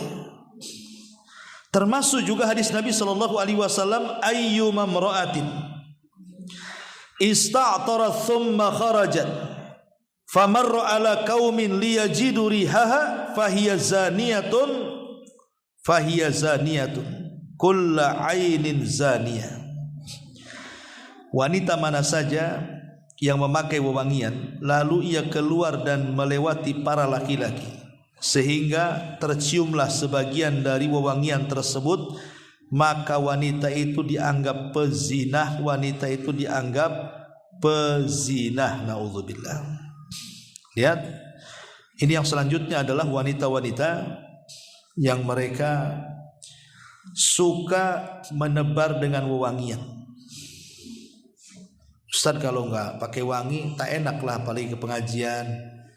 Apalagi saya makan jengkol, pete, apa semua, bau badan ya ngikutin yang dimakan lah Ustaz katanya. Maksudnya begini, ya bolehlah ibu itu mandi pakai sabun kan itu. Mungkin ada sisa sewangiannya, tapi kan bukan sengaja. Kalau minyak wangi itu kan sengaja disemprotkan supaya semerbak wanginya. Makanya kenapa dilarang? Tidak boleh. Cukuplah wangian itu di rumah saja, ibu dengan anak dan suami. Kalau keluar itu ya tidak perlu. Kalau keluar ya menjaga supaya tidak bau badan penting. Tapi kalau seandainya kemudian menggunakan minyak wangi yang dengan minyak wangi itu akhirnya semerbak kemana-mana, ini sebenarnya wasilah saja supaya jangan sampai terjadi fitnah. Ya, jadi mencegah wasilah namanya saddud dari'ah. Sebelum terjadi itu dicegah dulu. Makanya Islam melarang, tidak boleh kemudian seorang wanita kalau keluar rumah itu menggunakan parfum. Tapi kalau bapak-bapak, sunnah hukumnya. Jangan terbalik, bapaknya bau gitu ya, istrinya wangi keluar. Nah, ini kan bahaya. Ya, jadi bapak-bapak ini yang harusnya banyak pakai minyak wangi, pakai celak gitu. Lah kemudian juga diantara ciri-ciri wanita penghuni neraka adalah al-mutasyabbihat birrijal. Wanita-wanita yang menyerupai laki-laki. Nah, ini kan wanita-wanita tomboy lah bahasa kitanya Bu ya. Jadi banyak wanita-wanita di zaman sekarang ya tadi pakaian pakai lepis, pakai jeans, pakai kaos ketat-ketat, udah kayak laki-laki. Laki-laki ke mall cari jeans habis di borong perempuan, gak ada artinya kan. Mau cari lepis, udah dibeli sama ibu-ibu. Nah, kadang-kadang aneh. Ya, entah maksudnya apa gitu ya. Kan wanita itu punya pakaian sendiri. Kenapa kemudian pakaian laki-laki pula dia pakai? Dan ini banyak. Ya, banyak sekali perempuan yang menyerupai laki-laki. Ini termasuk wanita-wanita penghuni neraka, naudzubillah. Kemudian juga al-muhallalalahu. Wanita yang ditalak oleh suaminya 3 kali. Wanita yang ditalak suaminya 3 kali. Berarti kalau ada seorang wanita ditalak 3 kali berarti tidak boleh rujuk lagi kan Bu? Karena rujuknya seorang wanita itu ketika ditalak cuma 2 kali saja. At-talaqu marratan kata Allah. Tolak itu 2 kali maksudnya yang boleh rujuk. Berarti kalau talak sampai ke 3 kali berarti tidak boleh rujuk sampai dia menikah dengan orang lain, kemudian diceraikan dan kembali kepada suaminya yang pertama, itu boleh. Tetapi tidak boleh menggunakan sistem sandiwara, nggak boleh. Itu namanya al-muhallil wal muhallalah, dilaknat. Menghalalkan perzinahan itu tidak boleh. Contoh, ini suaminya masih cinta dengan istrinya, tapi masalahnya sudah ditalak 3. Akhirnya dia pun nyewa orang, tetangganya yang laki-laki, saya bayar kamu nikahi istri saya 1 malam, habis itu kau ceraikan. Ada yang seperti itu. Akhirnya dibayar nikah 1 malam, ketika setelah akad langsung diceraikan lagi, kemudian setelah yang habis masa iddahnya balik lagi ke suami yang pertama. Ini tidak boleh. Ini namanya hendak menipu Allah dan Rasulnya. Karena pernikahan yang kedua setelah talak 3 itu tidak boleh ada sandiwara di situ. Biarkan layaknya dia nikah lagi sampai bosan suaminya, dicerai, baru kemudian kembali ke suami yang pertama. Bukan karena sebuah sandiwara, yang penting bisa balik ke suami yang pertama. Nah, itu dilaknat wanita-wanita yang seperti ini. Naudzubillah. Ya, itu disebut muhallil wal muhallalalah. Ma'asyiral muslimat yang dimuliakan Allah Subhanahu wa taala. Kemudian juga di antara ciri-ciri wanita-wanita penghuni neraka adalah az-zairat al-qubur, wanita yang sering ziarah kubur. Ziarah kubur itu Bu boleh, tapi jangan sering bagi perempuan. Karena lafadznya la'anallahu zawwarat. Kalimat zawwarat itu siyagul mubalaghah dalam bahasa Arab. Artinya Allah melaknat wanita-wanita yang sering ziarah kubur. Berarti yang sekali-kali boleh, karena yang dilarang yang sering-sering. Tapi kalau laki-laki ya sunnah. Kalau bisa setiap bulan, setiap pekan, kapanpun laki-laki itu sunnah hukumnya berziarah kubur. Apalagi Nabi itu kalau ziarah kubur jarang siang, malam. Ya. Jadi Aisyah radhiyallahu anha satu malam ketika giliran beliau, malam-malam hilang Nabi di kasurnya. Langsung suudzon Aisyah, jangan-jangan dia pindah ke istri yang kedua, yang ketiga. Akhirnya kemudian Aisyah buntuti Rasul. Rupanya Rasul ada di kuburan Baqi. Tengah malam coba ke kuburan Baqi. Kemudian Rasul pulang, Aisyah buru-buru pulang karena terburu-buru, ngos-ngosan akhirnya. Kemudian Rasul sampai, Rasul tahu Aisyah membuntuti dia, tapi pura-pura dia tak tahu. Cuman kata Rasul, kau mau kasih tahu atau Allah yang kasih tahu, katanya. Ngapain kau buntuti aku, gitu bahasanya. Kemudian Rasul menjelaskan bahwa saya tadi dari kuburan Baqi. Berarti Rasul ziarahnya kapan? Malam. Nah, sekali-kali ibu ajak suami ziarah malam ke kuburan. Itu lebih sah tuh. Ya, masuk kuburan malam-malam. Tapi jangan pakai putih-putih. Jadi Nabi itu sampai ziarah malam-malam kan. Kalau kita ini lewat kuburan aja udah merinding semuanya karena. Tapi zaman dulu, kalau zaman sekarang enggak. Zaman dulu tengok kuburan itu orang takut, Bu. Sekarang orang pacaran di kuburan. Kenapa? Karena dia setannya, Bu. Ya. Jadi orang dulu kan takut lewat kuburan. Sekarang mana ada? Nggak takut lagi. Karena orang ini tidak pernah mengambil ibrah dari kematian orang sekarang ini. Hari-hari dia yang mandikan, dia yang kafankan, dia yang kuburkan, yang nggak ingat juga kalau dia akan mati itu. Sudah hilang ya kan ibrahnya. Dan banyak lagi pembahasan tentang masalah wanita-wanita penghuni neraka, naudzubillah. Kemudian pembahasan yang kedua, kayaknya suara saya sudah habis, Bu. Kita cukupkan sampai di sini aja lah, boleh. Ciri-ciri wanita penghuni neraka kita buat tanya jawab saja, ya. Sebab kalau bicara wanita-wanita penghuni surga lama lagi, ya bisa sampai zuhur nanti. Silakan, Bu, kita buat tanya jawab untuk lebih meluaskan pembahasan.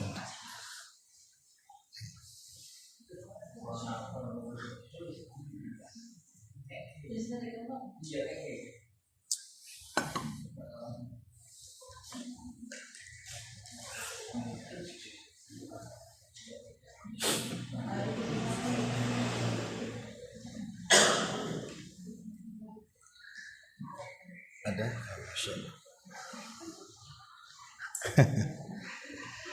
Oke, mana pertanyaan sekarang? Boleh? Tadi disebutkan ciri-ciri wanita penghuni neraka adalah wanita yang kepalanya belalaka. Itu seperti punuk unta itu gimana? Maksudnya wanita yang kepalanya seperti punuk unta itu wanita yang menggelung rambutnya ketika menggunakan jilbab itu nampak gelungannya. Itu seperti punuk unta lah. Ya. Atau ada juga yang memahami maksudnya geleng-geleng kepalanya, tapi zahir hadis seperti itu, nampak gelungan kepalanya, makanya diurai, ya. Wallahu a'lam. Bismillah, barakallahu fiik wa fiik barakallah. Mohon nasihatnya Ustaz, ketika seorang istri semangat menuntut ilmu syar'i, namun terkadang karena keterbatasan tenaga hingga ada beberapa hak suami yang kurang tertunaikan. Jika meninggalkan atau mengurangi belajarnya, ada rasa khawatir tertinggal dengan teman-teman yang sudah pintar ilmu agamanya. Jazakumullah khairan. Iya. Bismillah, alhamdulillah, Bu. Kewajiban kepada suami atau hak suami itu jauh lebih wajib dibandingkan ibu hadir di majelis ilmu. Hadir majelis ilmu itu fardu kifayah saja.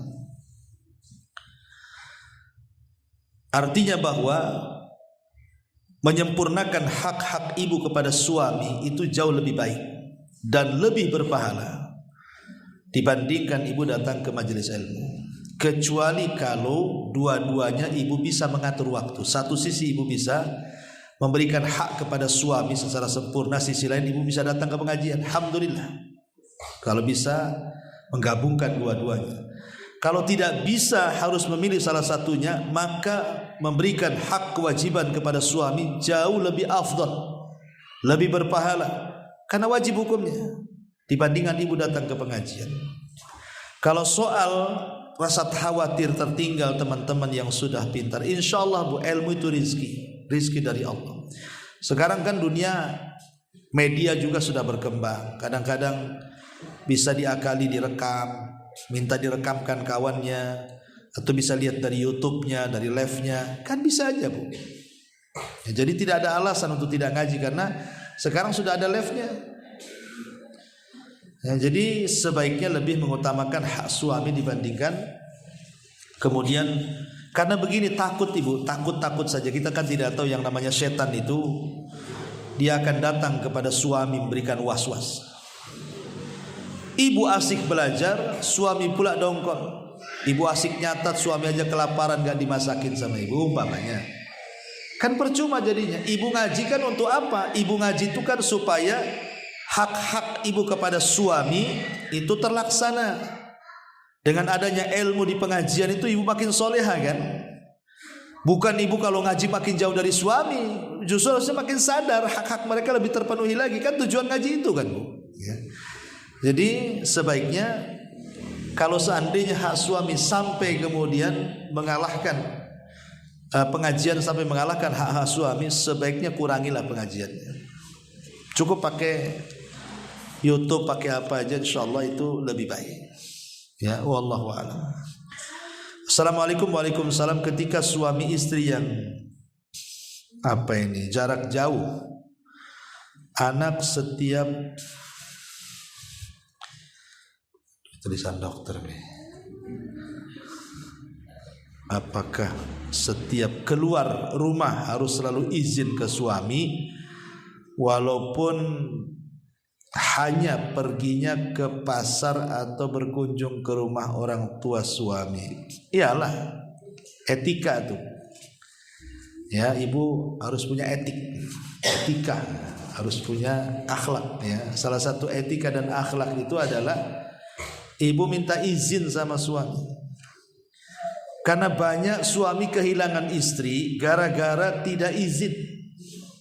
Ya kan bu, suaminya datang, istri tak izin mau kemana, bingung suaminya.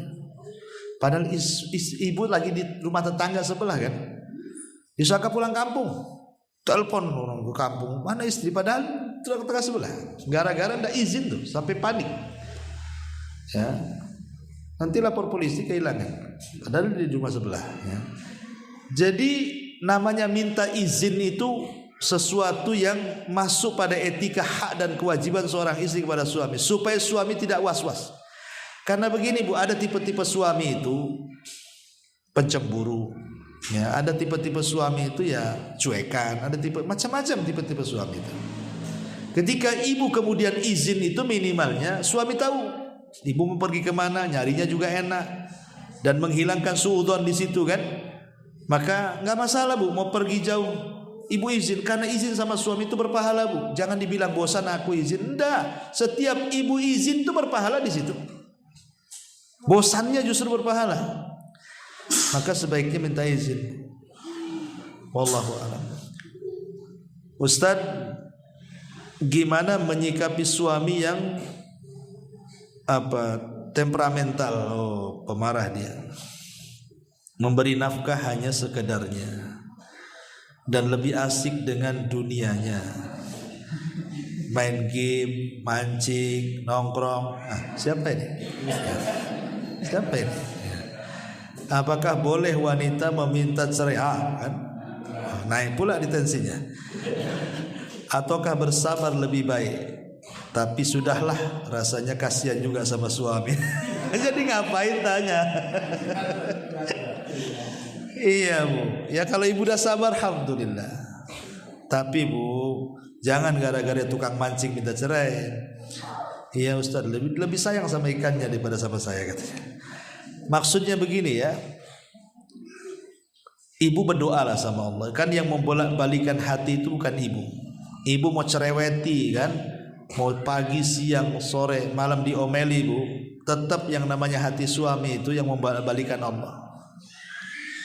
Maka minta kepada Allah, coba minta kepada Allah agar hati suami dibolak-balikkan ke yang baik. Syukur-syukur kalau doa ibu itu di waktu-waktu mustajab. Ketuk pintu langit. Doa itu kan mengetuk pintu langit. Tidak mungkin kalau langit diketuk-ketuk terhari-hari oleh doa ibu kok gak dikabulkan, itu mustahil. Samalah umpamanya ibu tidak suka dengan saya, tapi hari-hari ibu ngetuk rumah saya, lama-lama saya buka juga lah. Sian kan?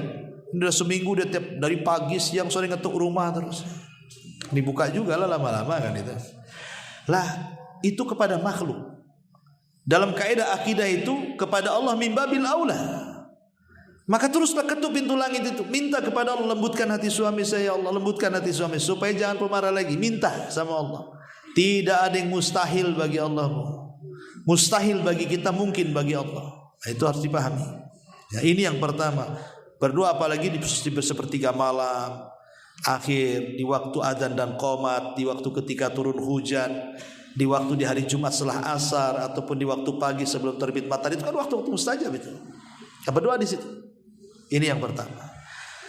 Yang kedua, biasanya temperamental suami ini itu ya kadang ada tabiat dia memang seperti itu, bawaan atau warisan. Atau sebenarnya suami itu ketika dulu ndak gitu bahaya orangnya, ndak suka pemarah, tapi berubah jadi pemarah. Itu terkadang pemicunya ibu juga. Jadi ibu yang nyalakan kompor, suami itulah apinya. Ya. Kadang-kadang seperti itu, berarti kembali ke introspeksi. Boleh jadi ibu ini terlalu cerewet, akhirnya kemudian suaminya marah-marah kan itu ya. Kalau itu masalahnya, kurangilah cerewetnya, biar suami juga mengurangi marahnya.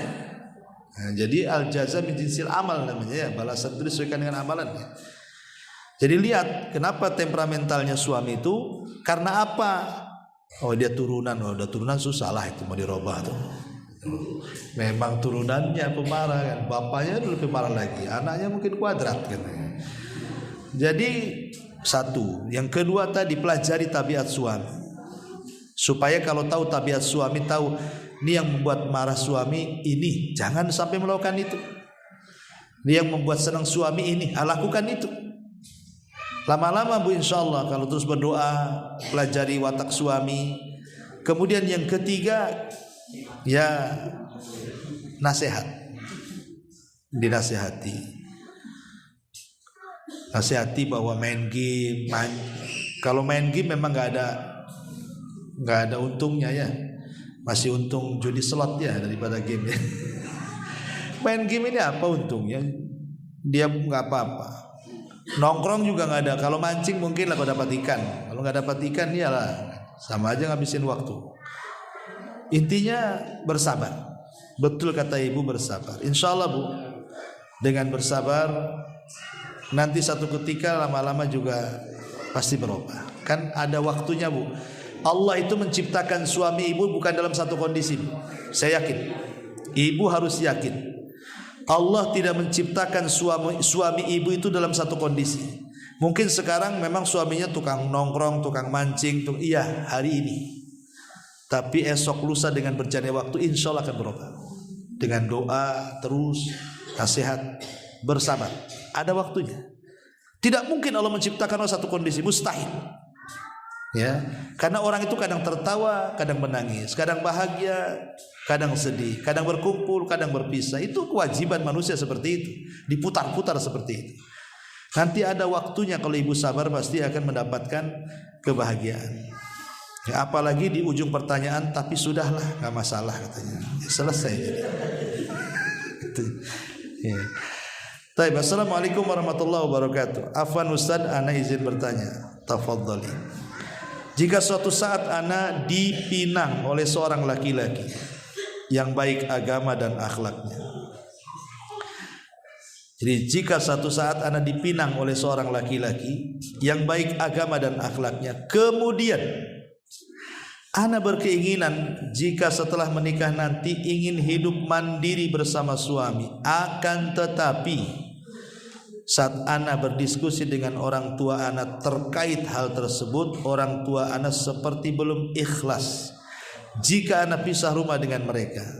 Bagaimana solusi yang tepat ya Ustaz? Karena anak terakhir. Jazakumullah khairan. Iya. Sebenarnya orang tua itu bukan tidak ikhlas. Dengan berjalannya waktu pasti akan mengikhlaskan. Cuman yang namanya orang tua di mana-mana, orang tua manapun, yang kepada anaknya mesti sayang. Apalagi anaknya pula sayang sama orang tuanya, tentu orang tua lebih sayang. Kecuali anaknya kurang ajar, durhaka, udah gak peduli itu orang tua. Kalau anaknya sayang sama orang tua, pasti orang tua sayang. Kalau bisa jangan kemana-mana kan. Ya sebaiknya iyah-iyahkan saja. Karena tujuannya bukan diskusi masalah dekat atau jauhnya dengan orang tua. Intinya mau kawin. Nah itu dulu tujuannya. Kawin dulu. Itu selamatkan dulu. Jangan gara-gara diskusi akhirnya tak kawin. Nah ini bahaya. Kawin dulu baru diskusi. Nah itu benar tuh. Ini belum kawin, diskusi tak jadi kawin akhirnya. Gitu. Jadi saya sarankan nikah dulu. Dan nikah aja. Iya karena orang tua. Nanti yang ngomong bukan ibu, yang ngomong suami. Bang, abang aja yang ngomong. Nah, kan selesai tugasnya tuh. Itu suami itu tugasnya. Ya. Kok yang pusing kok istrinya pula. Jadi sebaiknya kalau menurut saya diskusinya lupakan, kawinnya percepat. Nah, nanti akan ada solusi insyaallah setelah menikah. Assalamualaikum Ustaz, izin bertanya Ustaz, bagaimana batasan busana yang syar'i bagi wanita? Karena terkadang bingung, banyak pendapat-pendapat yang berbeda. Sebenarnya busana perempuan itu jelas harus menutup aurat, itu intinya. Inti daripada busana seorang wanita adalah menutup aurat. Kemudian tidak sempit, harus longgar, tebal, tidak transparan. Soal warna tidak ada masalah, asal jangan syuhrah saja memfitnah. Cuman menjadi perselisihan para ulama itu kan cuman soal masalah wajah dan telapak tangan saja sebenarnya. Apakah harus ditutup atau tidak? Sebagian ulama mengatakan tidak wajib. Seperti penafsiran Abdullah bin Abbas radhiyallahu anhu mengatakan menutup wajah dan telapak tangan itu tidak wajib. Artinya sadar itu tidak wajib. Tapi menurut pendapat Abdullah bin Mas'ud radhiyallahu anhu mengatakan wajib karena sumber fitnah dari situ. Jadi itu masalah khilaf ulama saja. Tapi intinya berpakaian perempuan itu yang penting menutup aurat, longgar, tidak sempit, kemudian tebal, tidak transparan, dan bukan pakaian syuhrah. Syuhrah itu pakaian yang memfitnah orang. Umpamanya warnanya penuh gitu, kayak pelangi nempel di badan kan Bu, ya, dari atas ke bawah, ya. Atau pakai kalung rantai gitu ya, ini nampak ini. Nah, itu tak boleh. Atau pakai parfum dan begitu seterusnya, tadi sudah saya jelaskan ya. Jadi inti pakaian itu sebenarnya mudah, yang penting menutup aurat, itu saja. Wallahu a'lam. Izin bertanya Ustaz, bagaimana hukumnya ketika melakukan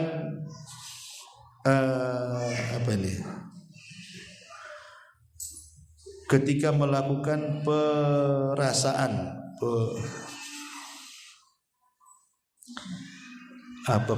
tidak begitu ridha tetapi melayani Ustaz, taat tapi ada keterpaksaan. Bagaimana hukumnya ketika melakukan perasaan kepada suami dengan perasaan tidak begitu ridha tapi tetap melayani Ustaz, taat tapi ada keterpaksaan. Oh, setengah-setengah ceritanya ini. Melayani suami tapi setengah-setengah gitu ya. Kenapa Bu setengah-setengah? Apa suami setengah-setengah ngasih nafkahnya Bu? Sehingga setengah-setengah juga pelayanannya. Bu, rumah tangga itu bukan sistem barter. Itu harus Ibu paham. Ibu berumah tangga itu bukan sistem barter. Kalau suami saya baik, saya baik. Kalau suami saya jahat, saya jahat. Bukan itu. Kalau itu digunakan dalam berumah tangga, hancur lebur rumah tangga.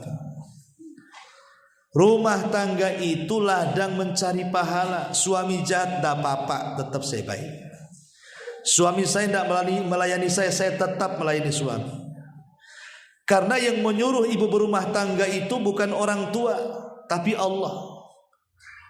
Dan Allah sendiri yang akan menjamin bahwa surga ibu itu ada di rumah tangga.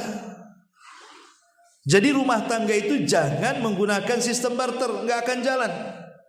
Tetapi ibu harus ingat, ketika ibu berbuat baik sama suami, ini perintah Allah, bukan perintah suami. Ini perintah Allah, bukan perintah diri sendiri. Ini perintah Allah, bukan perintah orang tua. Suami mau jahat terserah dia, yang penting saya baik. Kalau itu tujuan rumah tangga, kelar bu, masuk surga bu. Tapi kalau ibu menggunakan sistem barter, ngapain saya layani suami, suami jangan layani saya. Ngapain saya baik saya suami, dia aja jahat. Kalau kayak gitu bu, nggak akan jalan rumah tangga. Ya itu harus dipahami di situ ya. Jadi hilangkan perasaan seperti ini, niatkan berumah tangga itu mencari ibadah, mencari pahala. Kalau ibu kuat lanjut, kalau tak kuat dengan kezaliman suami, dengan ya mungkin bagaimana suami jahatnya, ya tinggal minta cerai. Jangan dilakukan, karena rumah tangga itu bukan segala-galanya. Rumah tangga itu wasilah masuk surga. Kalau ibu naik ke kapal yang nahkodanya ngarah ke surga, naik bu di situ. Kalau udah putar-putar kapalnya di laut gak jelas tujuannya, turun dari situ ngapain juga? Cari kapal lain, selesai. Susah loh Ustaz. Ya gimana lagi memang seperti itu. Tapi kalau ibu mau sabar, ibu ambil kendalilah masuk surga di situ, itu lebih baik lagi.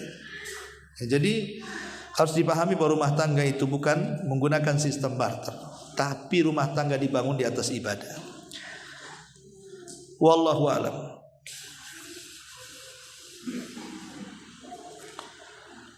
Di sini saya hidup bareng orang tua. Saya ingin bekerja tapi tak meninggalkan ngaji. Mohon nasihatnya. Saya harus bagaimana Ustadz? Harus merantau untuk bekerja atau tetap ngaji sambil nunggu kondisi saya normal? Karena untuk memulai usaha sendiri saya belum ada modal. Qadarullah saya kembali dari nol sebelum punya apa-apa. Ini curhat apa tanya nih? Ya alhamdulillah. Kalau seandainya memang kekurangan hidup umpamanya dengan bekerja di luar bisa terpenuhi tanggung jawabnya. Kan yang penting kewajiban seorang suami itu tanggung jawab di nafkah. Ada namanya nafkah lahir, ada nafkah batin. Kalau itu tercukupi, pertama makannya, yang kedua minumnya, yang ketiga pakaiannya, yang keempat kesehatannya, yang kelima rumahnya, selesai. Kewajiban suami itu 5. 1 ngasih makan, ngasih minum, ngasih pakaian, ngasih tempat tinggal, dan ngasih kesehatan. Kalau sakit obati istri. Ini kalau 5-5-nya sudah terpenuhi, sudah. Nah, ini sekarang pertanyaannya, dia sudah memenuhi 5-5-nya enggak kepada istri? Kalau sudah terpenuhi, ngapain merantau? Di sini bisa ngaji, dekat dengan keluarga. Ya. Tapi kalau di sini kemudian nganggur, akhirnya lari ke ngegim atau tadi apa mancing atau apa, ya bagus merantau orang kayak gini. Ya supaya punya tanggung jawab. Wallahu a'lam. Bismillah Ustaz, izin bertanya, saya pernah ada pertanyaan dari teman. Bagaimana hukum suami yang ketika marah selalu mengancam akan ditinggal pergi dan tidak peduli dengan anak istri, entah berapa nafkah dan lain? Apakah ini sudah jatuh talak? Karena suami pernah meninggalkan istri sampai hampir 6 bulan tapi akhirnya balik lagi. Oh, paham. Jadi kalau selama dia tidak mengucapkan kalimat talak, ya belum cerai. Itu ngancam-ngancam aja. Selama suami tidak mengatakan saya ceraikan kamu, jelas talak itu ada 2 kan bu. Ada namanya talak soreh, talak jelas, saya ceraikan kamu, itu jelas. Yang kedua, talak tidak jelas, perlu tanya. Sebaiknya kau pulang ke rumah orang tuamu sana. Ada suami ngomong begitu, bagusnya kau pergi dari sini, pulang kau ke kampung kamu sana. Ini talak tapi tidak soreh. Yang seperti ini tidak jatuh talaknya sampai bertanya, apa maksudnya mas? Kau ngomong aku ini suruh pulang ke rumah orang tua, apa maksudmu tuh? Tapi nanyanya jangan waktu marah. Nanyanya kalau sudah reda. Maaf bang, kemarin itu mas kok bilang saya suruh pulang, itu maksudnya apa? Oh enggak, ngasih pelajaran, berarti tidak cerai ya. Tapi kalau iya saya memang menceraikan kamu, berarti jatuh cerai. Makanya tanyanya jangan ketika emosi, pasti nanti bilangnya cerai kan gitu. Nah sekarang ini kan pembahasannya, ya dia hanya suka marah-marah, ya akan ditinggal, akan meninggalkan dan begitu seterusnya. Selama tidak ada kalimat cerai, maka tidak cerai. Apalagi setelah 6 bulan baru dia sadar, rindu pula, kangen sama istrinya, makin tidak cerai. Ya, pokoknya itu intinya, tidak menjatuhkan kalimat talak. Wallahu a'lam. Minta tolong dijelasin ciri-ciri wanita penghuni surga Ustaz. Ini tadi saya sudah jelasin. Ini butuh 2 jam lagi. Ini makanya nanti kita buat daurah lagi, insyaallah. Pengen jadi wanita surga, ya kebalikan wanita ahli neraka aja tadi dibalik-balik. Itulah kebalikannya. Ditambah dikit-dikit. Wallahu a'lam. Bagaimana jika tujuan istri mengaji menambah ilmu agar suami bisa ikut ngaji karena suami masih belum mau belajar sunnah? Bagaimana cara mengajak suami agar suami mengaji karena suami belum sholat 5 waktu ke masjid, sholat subuh masih kesiangan? Anak laki-laki saya yang masih 11 tahun suka bertanya-tanya kenapa ayah seperti itu. Itu kan kadang-kadang diuji keluarga itu dengan suami. Begitulah Bu ya. Ada keluarga itu seperti keluarga Nabi Nuh. Suaminya baik, istrinya pula kufur. Ada keluarga itu seperti Fir'aun. Istrinya baik, suaminya pula kufur. Terbalik-balik kan? Kalau keluarga Nuh, keluarga Lut, istrinya jahat, suaminya bagus. Keluarga Fir'aun, suaminya jahat, istrinya bagus. Keluarga Abu Jahal, suaminya jahat, istrinya jahat. Ya. Keluarga Nabi, suaminya baik, istrinya baik. Itulah keluarga Nabi Muhammad. Sekarang ibu kemana tuh? Ibu ke keluarga Fir'aun, ke keluarga Abu Jahal, ke keluarga Nabi Nuh dan Nabi Lut, atau keluarga Nabi? Tinggal milih. Karena memang itulah ujian berumah tangga kan Bu. Ada suaminya baik, istrinya pula error ya. Ada istrinya baik, suaminya pula error. Ada dua-duanya error. Ada dua-duanya baik. Kalau saya lihat ini ngikut ke yang apa? Ke yang Fir'aun ini kayaknya. Fir'aun itu kan suaminya jahat, istrinya baik. Istrinya Asyah bintu Muzahim itu, istri Fir'aun itu, satu di antara 4 wanita dunia terbaik. Bayangkan, suaminya bejat tetapi istrinya satu di antara 4 wanita terbaik dunia. Atas lisan Nabi, kata Rasul, wanita sempurna itu banyak, tapi wanita sempurna cuma 4 kata Rasul. Pertama istri Fir'aun, Asyah bintu Muzahim. Yang kedua Ibunda Maryam bintu Imran. Yang ketiga Khadijah bintu Khuwailid, istri Nabi. Dan yang keempat Fatimah bintu Rasulullah. Kemudian yang kelima adapun Aisyah. Dibandingkan wanita-wanita yang lain sama dengan makanan paling lezat di antara makanan-makanan biasa kata Nabi. Bayangkan, ibu ini berarti memang ya maaf gitu ya, dikasih ujian seperti keluarga Fir'aun. Tapi bukan berarti suami ibu Fir'aun lah ya. Saya hanya mencontohkan bahwa ada suami jahat, istrinya bagus ya. Ini mencontohkan saja. Jangan nanti pulang, bang kata Ustadz abang ini Fir'aun. Kacau, makin tak boleh ngaji ke sini. Aku di Fir'aun kan gitu. Maksudnya ibu diuji sama suami. Apa yang ibu harus lakukan? Berdoa supaya dibolak-balikan hati suami. Berdoa. Yang kedua, kalau ibu ngaji harus semakin baik lagi. Akhlaknya makin baik lagi, pelayanannya makin baik lagi, dandannya makin baik lagi, supaya ngajinya berpengaruh. Jangan ibu ngaji makin cerewet, makin malas dandan, makin malas. Ngaji di mana itu? Makin gak mau suaminya lah. Ya, jadi tunjukkan dengan ngajinya itu makin baik, suaminya lama-lama mau. Oh enak juga ya kamu ngaji di sana. Kamu makin bagus kamu makin itu makin ini. Siapa gurunya? Gurunya si ini. Udah aku ikut ngaji lah. Gitu Bu ya. Jadi harus tunjukkan bahwa ngaji di situ harus lebih baik, lebih santun, lebih baik lagi ngomongnya, lebih tidak menyakiti lagi suaminya, ajak dengan baik-baik dan begitu seterusnya. Serahkan semua kepada Allah dengan doa tawakal dan sandarkan semua urusan kepada Allah Azza wa Jalla.